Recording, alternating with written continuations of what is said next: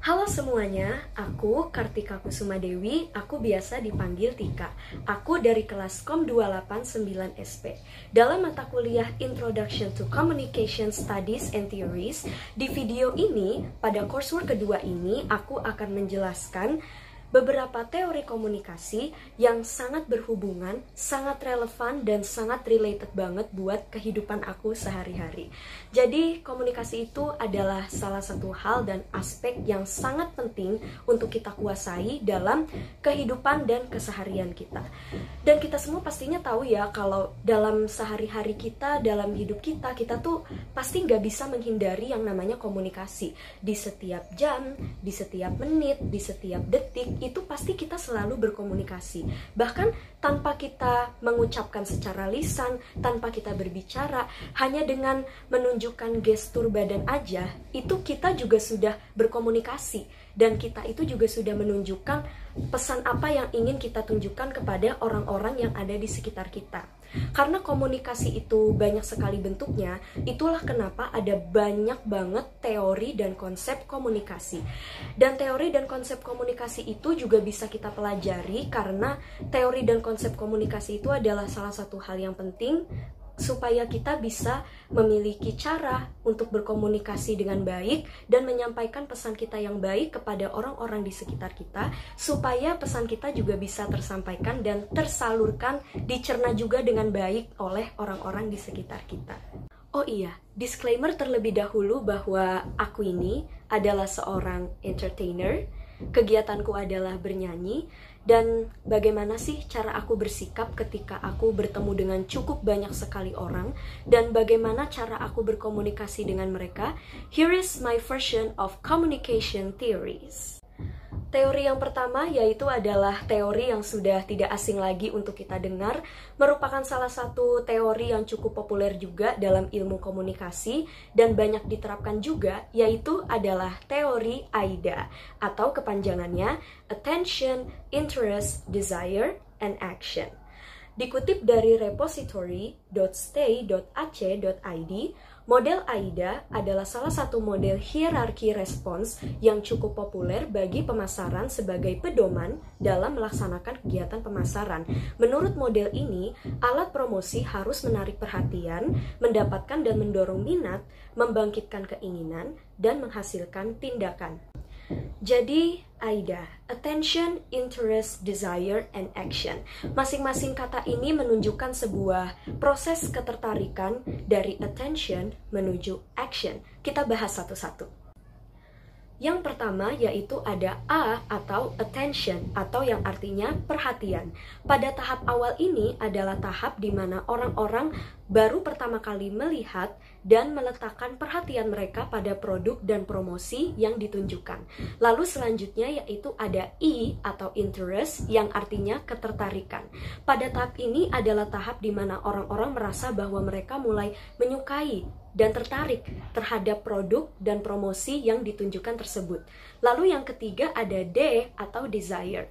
Pada tahap ini adalah tahap di mana orang-orang setelah mereka memperhatikan produk tersebut, tertarik terhadap produk tersebut, akhirnya mereka memiliki rasa kemauan dan keinginan untuk memiliki produk tersebut.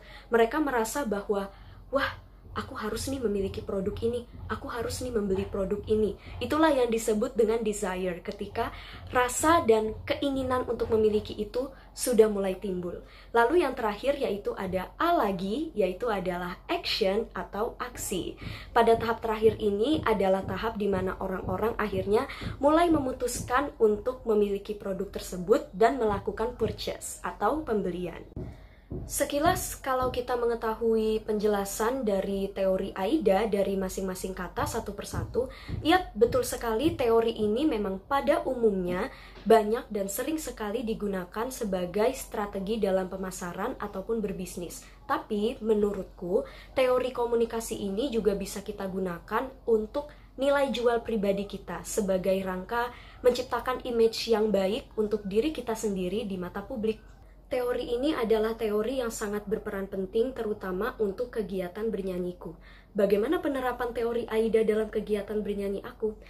Kita pertama-tama mulai dari attention. Attention di mana orang-orang yang baru saja datang ke hotel, ke kafe, atau ke restoran, mereka pertama kali melihat dengan mata mereka, meletakkan perhatian mereka tertuju padaku.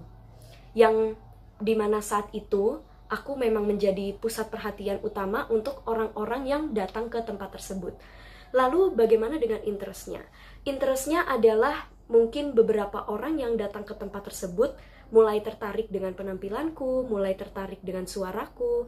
Akhirnya mereka terdiamlah sejenak untuk menonton aku. Lalu desire-nya adalah mereka merasa bahwa mereka mulai tertarik, dan tanpa sadar mereka menonton aku dalam waktu yang cukup lama ya. Lalu actionnya, yaitu aksi terakhirnya adalah ketika aku menyelesaikan satu lagu atau beberapa buah lagu, mereka bertepuk tangan. Kira-kira seperti itulah mungkin penerapan teori AIDA dalam kegiatan bernyanyi aku. Jadi menurutku menjaga image sebagai pusat perhatian itu adalah salah satu hal yang sangat penting.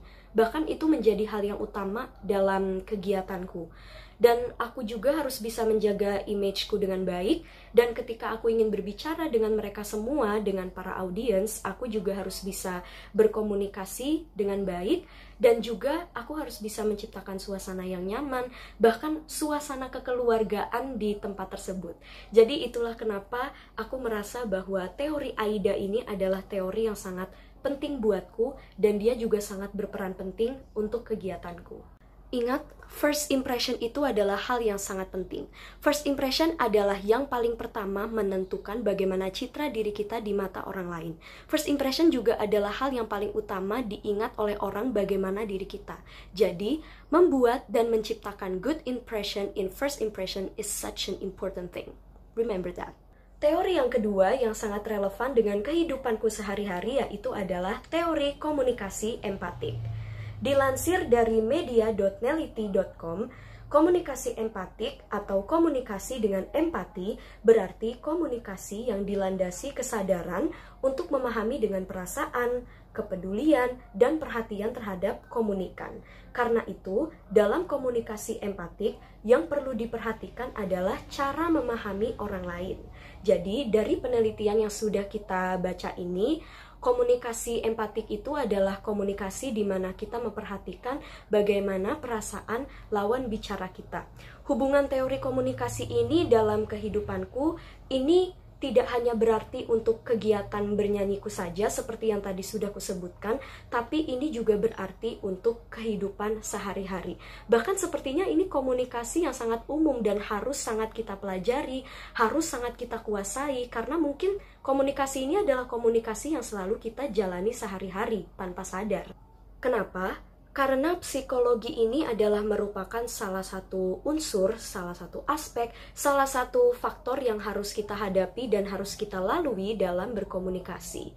Ketika kita tidak memperhatikan unsur psikologi saat kita berkomunikasi, bisa jadi nantinya malah akan terjadi misunderstanding antara sender dan juga receiver, terjadi kesalahpahaman. Jadi kita harus bisa memperhatikan psikologi dan perasaan lawan bicara kita ketika kita berkomunikasi, supaya kita dapat menyampaikan pesan dengan baik dan pesan kita juga bisa diterima dengan baik oleh lawan bicara kita. Contoh penerapannya dalam kehidupanku sehari-hari pastinya adalah dengan mengerti perasaan orang-orang yang ada di sekitarku, mengerti perasaan orang-orang yang ada di rumah, mengerti bagaimana lelahnya mereka mengurus rumah, dan mengerti bagaimana lelahnya mereka mengurus pekerjaan. Itu semua harus bisa aku komunikasikan dengan mereka secara baik-baik. Dan dalam kegiatan bernyanyiku ini juga sangat penting sekali, karena dalam bernyanyi, aku tidak hanya bertemu dengan orang-orang yang ada di depan layar, tapi aku juga banyak berkutat dengan orang-orang yang ada di belakang layar. Aku memang sudah melalui proses rekaman, aku sudah pernah melakukan rekaman, di mana aku bertemu dengan pencipta lagu, bertemu dengan produser, lalu bertemu dengan operator, dan banyak sekali orang-orang yang lainnya, bertemu dengan kameramen, dan segala macam. Dan dari situ, ketika kita berkomunikasi secara empatik bersama dengan mereka, kita mengerti bagaimana perasaan mereka, melakukan pekerjaan tersebut, bagaimana lelahnya mereka dalam melakukan pekerjaan tersebut, dan dengan mengerti bagaimana proses mereka dalam mengerjakan semua pekerjaan tersebut, itu bisa membuat aku jadi lebih mengerti mereka, bahkan bisa membuat aku jadi lebih semangat untuk bekerja dengan mereka, untuk membantu mereka, supaya nantinya kita sama-sama bisa mencapai tujuan kita sama-sama. Jadi itu tadi adalah teori komunikasi yang sangat berperan penting dalam kehidupanku sehari-hari. Kesimpulan dari kedua teori tersebut adalah kita harus bisa menyampaikan komunikasi, menyampaikan pesan kita dengan baik, dan dalam berkomunikasi juga, dalam menyampaikan pesan kita juga harus mempunyai cara-cara yang baik, harus mengetahui cara-cara yang tepat juga untuk kita menyampaikan pesan kita. Dan pastinya dengan mengerti bagaimana lawan bicara kita, siapa lawan bicara kita, bagaimana lawan bicara kita, dan dari situ kita bisa menentukan bagaimana caranya kita bisa berkomunikasi dengan mereka. Sekian dari saya, terima kasih.